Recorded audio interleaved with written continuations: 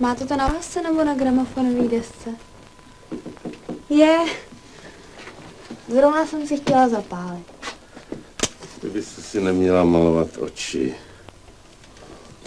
Proč ne? Nemáte to zapotřebí. Nejkrásnější je, co je pravé, nefalšované a přirozené. Co je tohle? To neznám. Můžu to pustit? Samozřejmě. Chovejte se jako doma.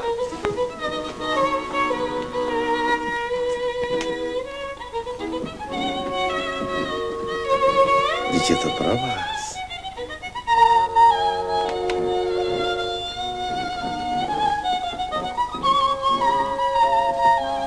Vy máte ale nádherný rusy. Ale tak špinavé nechty, co jsem v životě neviděl. No a vždyť je to přirozené. Co proti tomu máte? V pořádku spočívá kultura. To je základ civilizace. Nechcete si odložit? No, třeba. Já vám to pověsím. A baví vás to? Pořád uklízet? Pořádek musí být. To se nedá nic dělat. Prosím vás, válka všechno stejně rozmetá. Co vy víte o válce? No jak to? No co když přijde válka? Co budete dělat potom? Co já? Co vy? Co my všichni? Válka nesmí být. Vy se máte, vy už jste si užil, vám už to nikdo neveme. Děvenko, mě to nikdo neveme, vám to nikdo neveme. Máte všechno před sebou. No vidíte, celou budoucnost máte před sebou. Jakou budoucnost? Teď vody už je teďko nedostatek. Na co voda?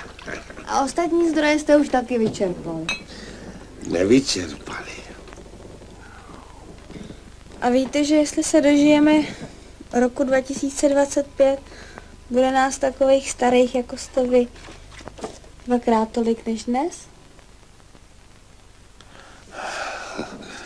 Že se můžete takhle rouhat.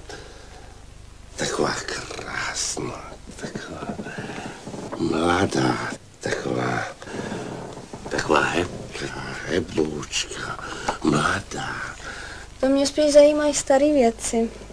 Třeba taková stará kůže, jako je ta vaše, to se nedá napodobit. Kdyby nebyla pravá, kdyby byla umělá, bylo by už dávno po ní. Tak to mám vlastně velkou cenu. Každý nemá to štěstí, aby se dožil. Vy nejste rád? Já bych si to s vámi radši vyměnil. Co je? To jsou dědečkovy kalhoty. No, starý.